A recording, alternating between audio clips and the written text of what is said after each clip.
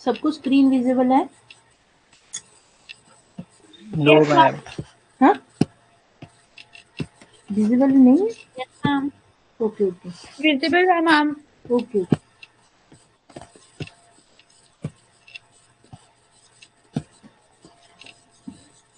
तो salt form of drug. अब absorption हम पढ़ रहे थे, कौन कौन से फैक्टर्स है जो कि एब्जॉर्प्शन को इफेक्ट करते हैं, ठीक है। पीछे हमने ये पढ़ा कि डिफ्यूजन और लाइपोफिलिसिटी, सॉरी डिसोल्यूशन, डिफ्यूजन भी कह सकते हैं, मतलब दो मेन स्टेप है जिससे एब्जॉर्प्शन होती है। मतलब कि ड्रग डिसोल्यूशन फॉर्म में गई, डिसॉल्व हुई, देन वो आपकी लाइपोडियल सेल मेम्ब्रेन उसको क्रॉस करेगी, ठीक है। इसे हम इस प्रोसेस को डिफ्यूजन कहते हैं। तो अब होता क्या है, जो हमारी ड्रग्स हैं वो बेसिकली वीक एसिड और बेस होती है, ठीक है। आपको सबसे पहले ये कंसेप्ट समझना बहुत जरूरी है, जो वीक एसिड ड्रग है वो एसिडिक मीडियम में अनआयनाइज्ड फॉर्म में रहेगी। मतलब मेरे अनआयनाइज्ड और आयनाइज्ड फॉर्म का क्या मतलब है, जब आपकी ड्रग है आयंस में ब्रेक डाउन हो जाएगी, सपोज HCl है, जब हम उसे वाटर में डालते हैं तो वो H पॉजिटिव और Cl नेगेटिव हो जाती है, ठीक है। मतलब उसकी आयोनाइजेशन हो गई है। ये प्रोसेस कब होता है, जब एक चीज तुम्हारे पास एसिड हो और एक बेस हो, तभी आयोनाइजेशन पॉसिबल है। अगर आपकी एसिडिक ड्रग एसिडिक मीडियम में रहेगी तो वो अनआयोनाइज्ड नहीं होगी, मतलब वो अनआयोनाइज्ड फॉर्म में रहेगी, मतलब आयोनाइजेशन नहीं होगी उसकी। तो बेसिकली कोई भी चीज आयनाइज्ड होती है तो it means polar in nature है। पोलर का क्या मतलब है, पोलर हमारे पास, हम ये क्लास 8 से कंसेप्ट पढ़ते आए हैं, लाइक डिजॉल्व लाइक, मतलब पोलर सब्सटेंस पोलर में जाके डिजॉल्व हो जाते हैं, और नॉन पोलर में ही रहते हैं, मतलब डिजॉल्व हो पाते हैं। कभी पोलर और नॉन पोलर आपस में मिक्स नहीं होते। अब पोलर क्या चीज है, पोलर वो सब्सटेंस होते हैं जिनके ऊपर चार्ज आता है, ठीक है, और नॉन पोलर वो जिनके ऊपर चार्ज नहीं आता। तो जो हमारी मेम्ब्रेन है वो बेसिकली नॉन पोलर या फिर लिपोफिलिक इन नेचर है, सेल मेम्ब्रेन, क्योंकि हमारे जो सेल है वो किससे है, मींस फैट और ऑयल से बने हुए हैं, लिपिड इन नेचर है। तो हमें क्या है, तो बेसिक रिक्वायरमेंट क्या है, एक तो ड्रग हमें अनआयनाइज्ड फॉर्म में चाहिए, हाँ, दूसरी ये कि वो सफिशिएंटली लाइपोफिलिक इन नेचर हो। अब जो वीक एसिड और बेस होती है ड्रग, इतना सबको क्लियर हुआ है? सबको इतना क्लियर हुआ है कि मैंने क्या बोला है? आयनाइज्ड और अनआयनाइज्ड का कंसेप्ट क्लियर हुआ है? बेटा बोलो, क्योंकि यही तुम्हारा बेसिक है, इसी के बेस पे आगे चलते जाना है हमें। तुम्हें आयनाइजेशन और अनआयनाइज्ड बात समझ में लग रही है कि क्या है? मेरी आवाज आ रही है क्लास? और मेरी ये इतना समझ में लगा है कि क्या है आयनाइज्ड और अनआयनाइज्ड? मैम आपकी स्लाइड ही नहीं शो हो रही। लाइट नहीं शो हो रही? नो मैंने मैम। बेटा बोल दिया करो अगर कोई भी दिक्कत आती है, मैं तो ऐसे ही।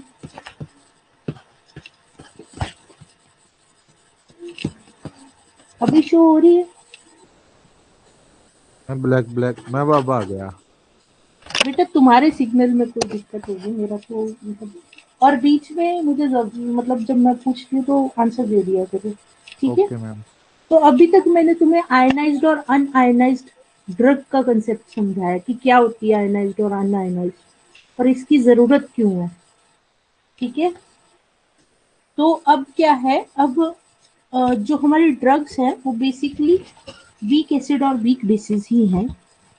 अब हम उसको सॉल्ट, तुमने देखा होगा डिक्लोफिनेक सोडियम, तुम 6 सेमेस्टर में आ चुके हो, तुम्हारे घर जितनी भी टैबलेट्स होती हैं तुम उनको देखते हो, पढ़ते होंगे।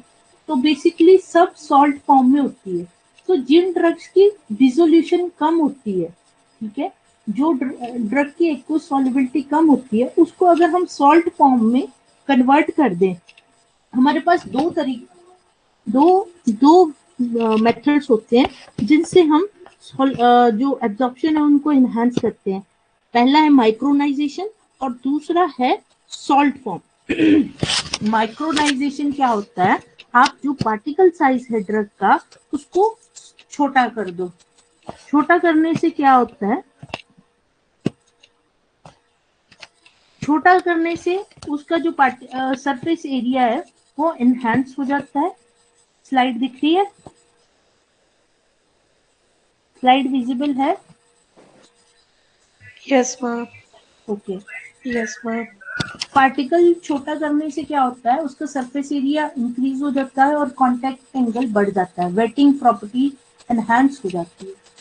तो अब हम, हाँ, आपने देखा होगा घरों में डिक्लोफिनेक सोडियम हो गया या फिर सोडियम पोटेशियम सॉल्ट वाली आपने ड्रग्स देखी होंगी, बारबिचुरेट्स आते हैं सोडियम और पोटेशियम से। सॉल्ट फॉर्म क्या करती है, ऐसा क्या करती है सॉल्ट फॉर्म, जिससे जो आपकी एब्जॉर्प्शन है वो एनहांस हो जाती है। जब भी पीएच आपके ड्रग के आसपास का पीएच कांस्टेंट रहेगा, जब तक आपकी ड्रग के आसपास का पीएच कांस्टेंट रहेगा तब तक आपकी सॉल्युबिलिटी भी कांस्टेंट रहेगी। अगर उसमें थोड़ा सा भी चेंज आता है, देयर विल बी इंक्रीज और डिक्रीज इन द सॉल्युबिलिटी। ठीक है, पीछे हमने डिफ्यूजन डिसोल्यूशन की थ्योरी पढ़ी थी, डिफ्यूजन फिल्म लेयर थ्योरी। उसमें क्या था, उसमें ये था, ये एक पार्ट, ये मैं कर्सर दिख रहा है आपको, ये एक ड्रग पार्टिकल की बात कर रहे हैं हम, कि जो एक ड्रग पार्टिकल है वो क्या करता है, वो जब आपका जो सॉल्ट फॉर्म है ड्रग की वो रिलीज होती है, देन एक डिफ्यूजन लेयर बनाती है जिसको हम स्टेगनेंट लेयर भी कहते हैं। फिर उसके आगे bulk layer, bulk solution form होती है, then it pass to GIT barrier. ठीक है, अब ये जो सॉल्ट है, सॉल्ट फॉर्म कैसे हेल्प करती है, जो वीक एसिड सॉल्ट है, वीक एसिड सॉल्ट जैसे ही रिलीज होगा, सपोज हमारे पास एग्जांपल ले लीजिए आप, वीक एसिड मतलब डिक्लोफिनेक सोडियम की ही ले लो। ठीक है, डिक्लोफिनेक सोडियम में क्या है, आपका जो सोडियम है, Na आयन है, वो रिलीज करेगा और जो आसपास का पीएच है वो 5 से 6 हो जाएगा।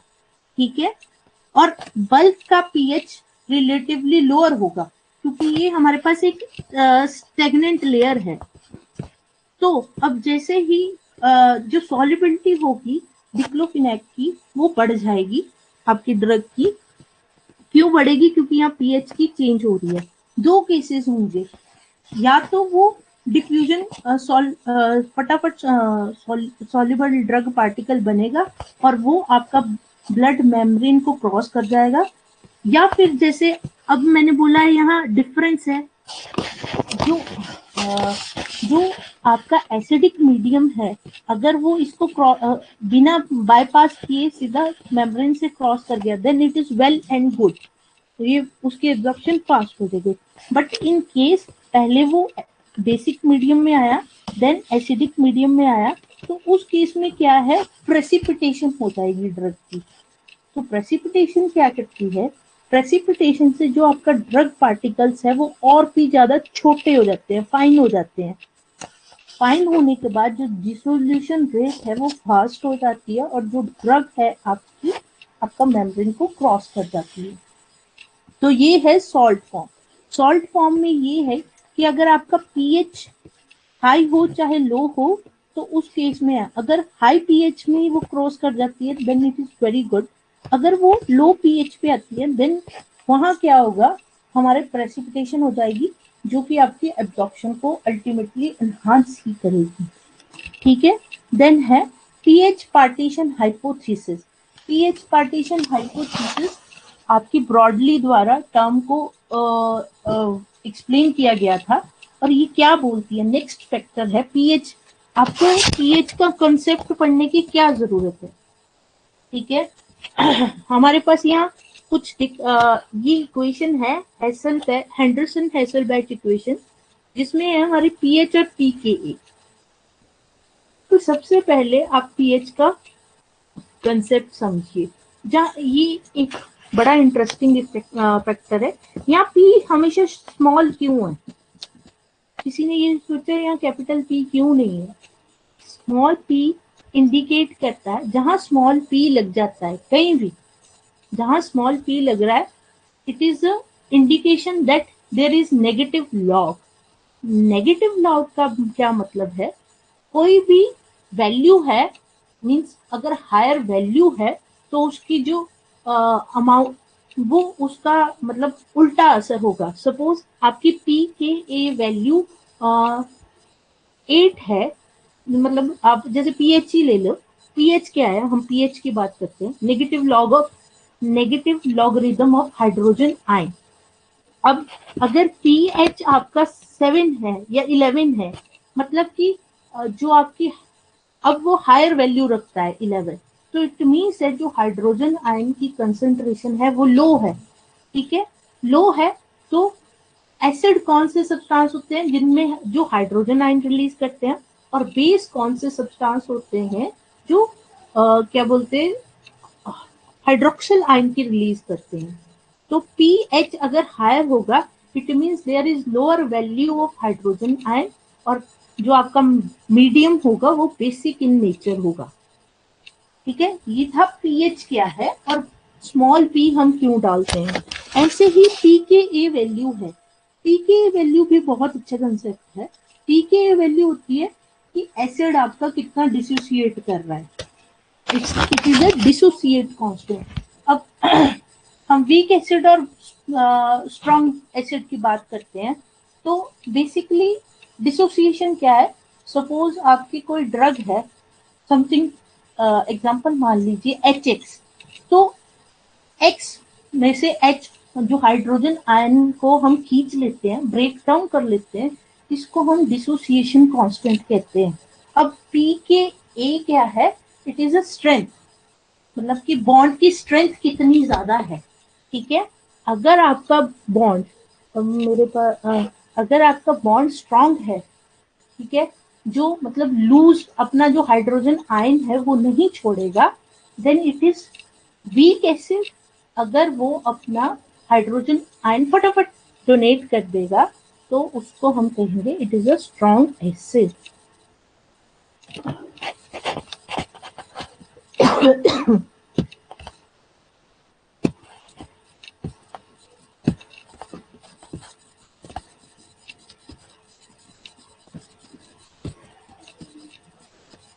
तो ये तो टर्म है पीके और पीएच क्या है।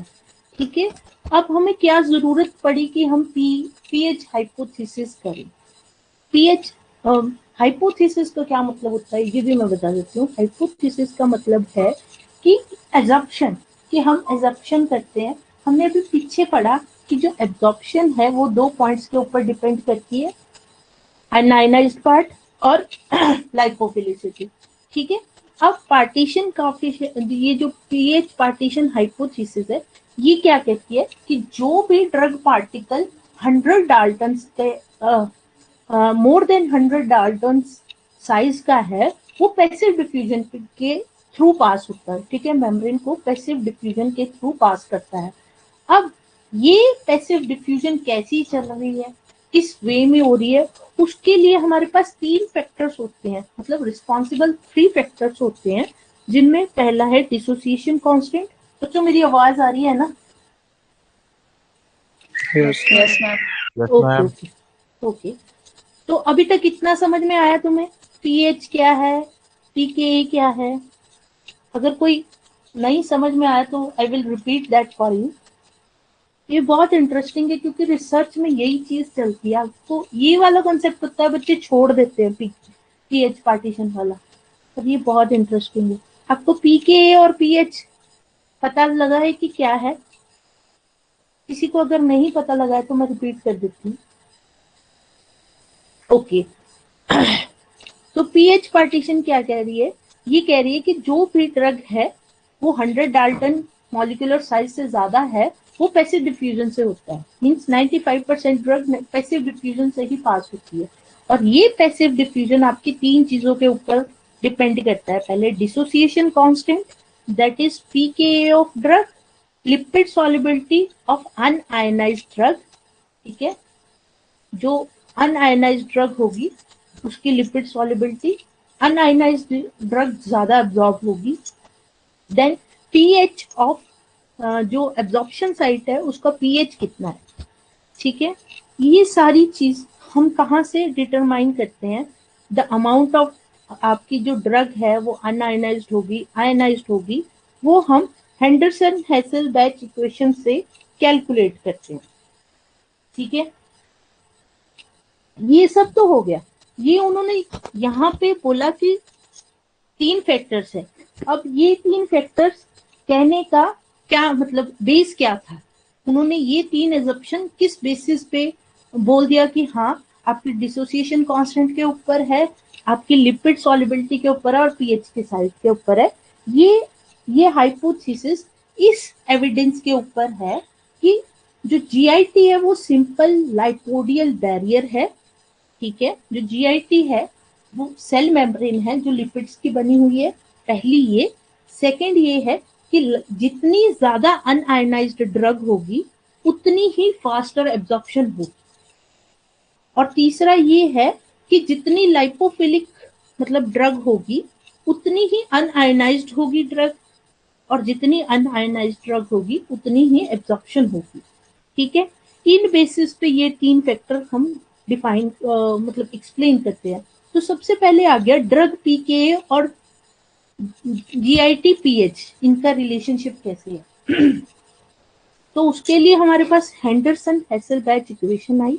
हेंडरसन हेसेलबैच इक्वेशन क्या कहती है? For weak acid pH is equal to pKa plus log ionized upon unionized. अब ये उन्होंने दी है, तो अगर हमें परसेंटेज ड्रग आयनाइज्ड निकालनी हो फॉर वीक एसिड तो हमारे पास इक्वेशन होती है 10 raise to power pH minus pK upon 1 plus 10 raise to power pH minus pK into 100। इससे हमारी परसेंटेज आयनाइज्ड ड्रग आ जाएगी फॉर वीक एसिड।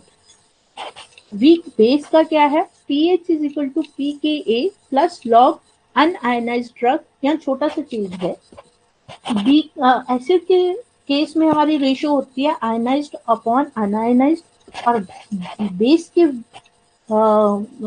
केस में होती है हमारी अनआयनाइज्ड अपॉन आयनाइज्ड। और परसेंटेज आयनाइज्ड क्या होती है हमारी?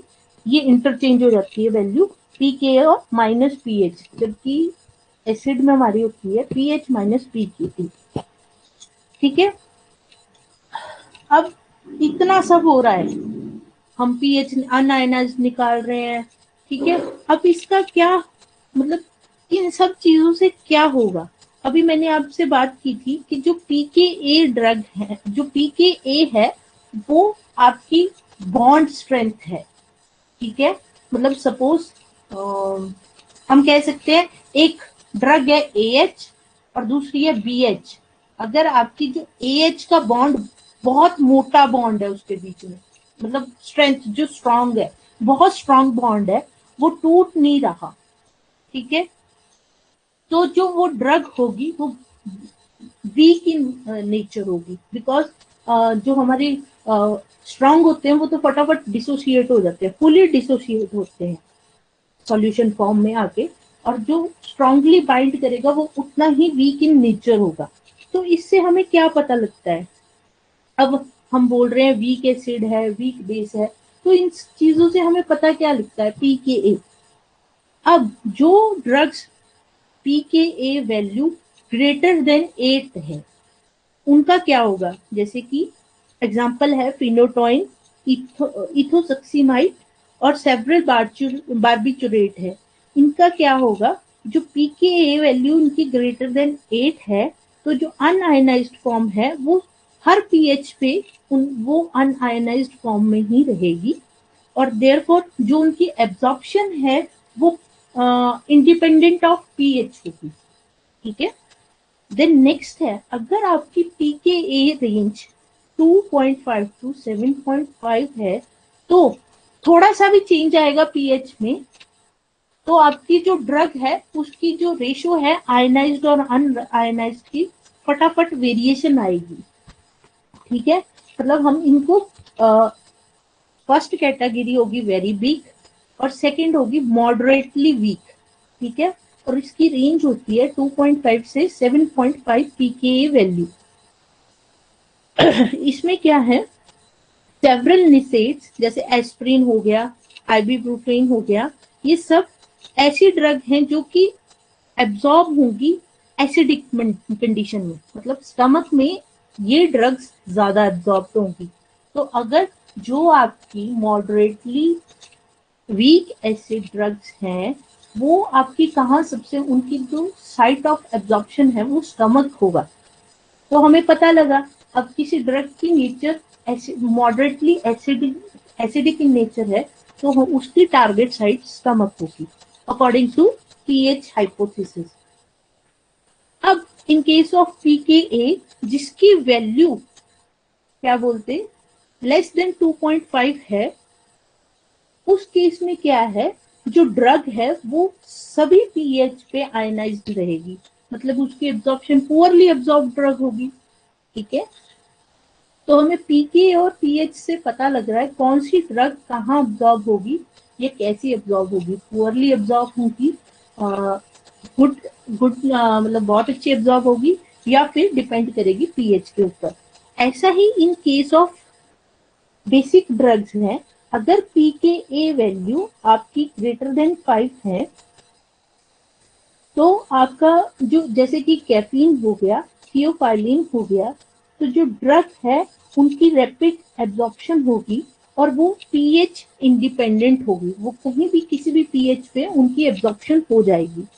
ऐसे ही हमारे पास मॉडरेटली वीक बेसिस हैं जिनकी रेंज 5 to 11 की है और वो डिपेंड करती है पीएच पे। अब बेसिक ड्रग है एसिडिक मीडियम में फुली आयोनाइज्ड हो जाएगी और बेसिक मीडियम में अनआयोनाइज्ड रहेगी। तो जो ड्रग आपकी क्या बोलते मॉडरेटली बेसिक इन नेचर है वो इंटरेस्टाइन में ज्यादा अब्जॉर्ब होगी अकॉर्डिंग टू दिस हाइपोथेसिस। वो तो इंटेस्टाइन में ज्यादा एब्जॉर्ब होगी। स्ट्रॉन्ग बेस का क्या है, pK value greater than 11 sorry, pK value greater than 11, it means जो आपकी ड्रग है वो सारे पीएच जितने भी पीएच है उसमें वो आयनाइज्ड रहेगी। तो ये तो पीएच और पीके की वैल्यू बता रही है कि आपकी ड्रग कैसी कहाँ किस कंडीशन में एब्जॉर्ब होगी। अब तो अब नेक्स्ट ये है कि ये तो हो गया लाइपोफिलिसिटी भी, ये थी हमारी कि पीएच के ऊपर ड्रग कैसा रोल प्ले होता है। अब नेक्स्ट है जो लाइपोफिलिसिटी है उसका ड्रग के ऊपर क्या इफेक्ट है। हमें हम प्रेफर ये करते हैं कि जो ड्रग है हो उसका एचएलपी बिल्कुल बैलेंस्ड हो, इस तरह हो कि जो आपकी बायोअवेलेबिलिटी है वो बहुत अच्छी हो।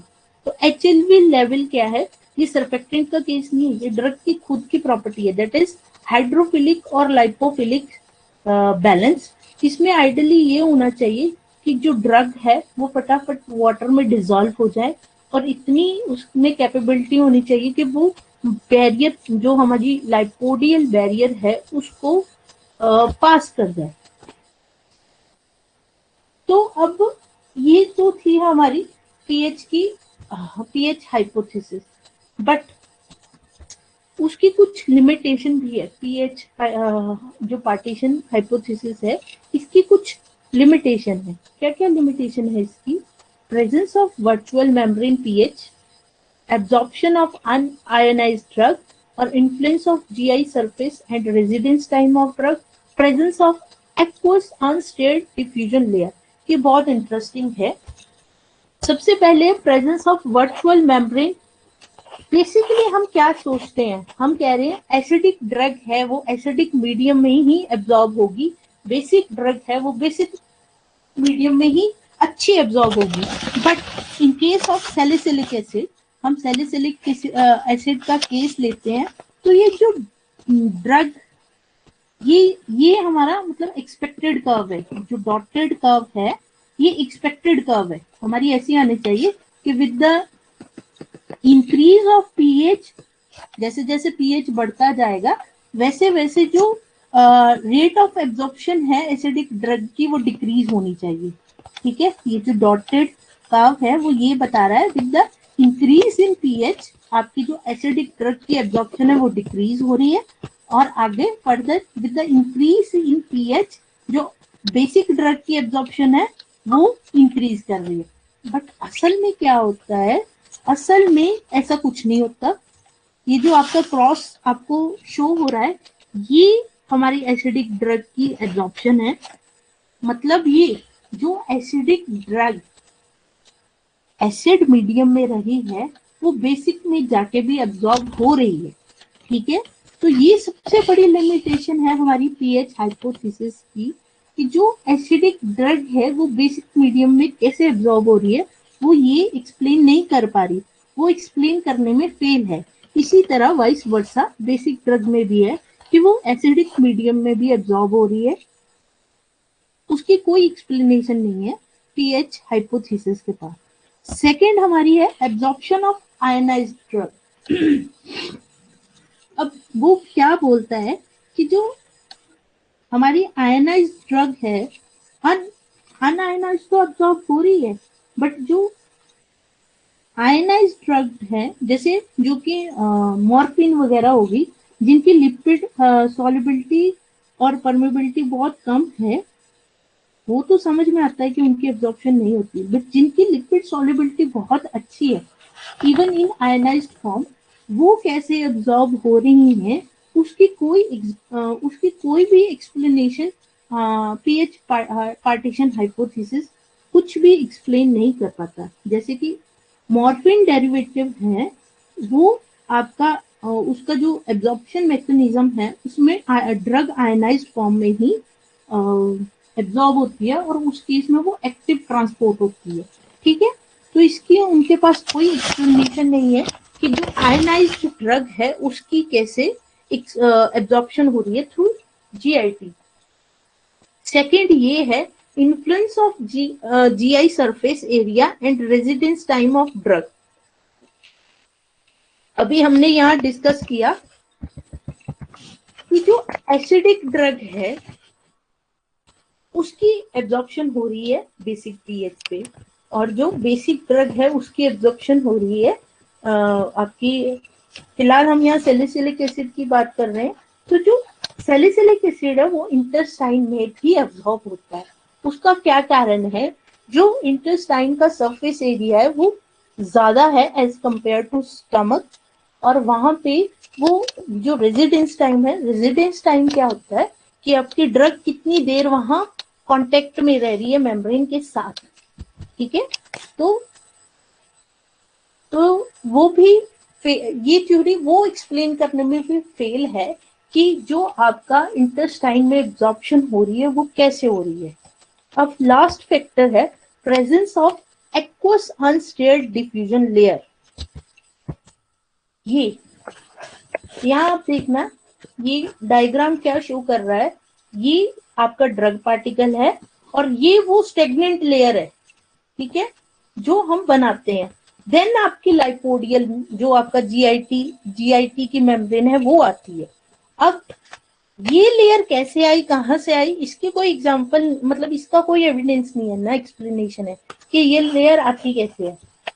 बट ये जो आपकी आयनाइज्ड ड्रग वो हो रही है, क्या बोलते हैं, एब्जॉर्ब हो रही है, वो इसी के कारण है। बिकॉज अभी हमने सॉल्ट फॉर्म में पढ़ा कि पीएच की, अगर पीएच में डिफरेंस आता है तो सॉल्युबिलिटी एनहांस होती है, तो इसी तरह है जो आयनाइज्ड ड्रग है उसकी सॉल्युबिलिटी एनहांस हो जाती है because there is a variation in pH.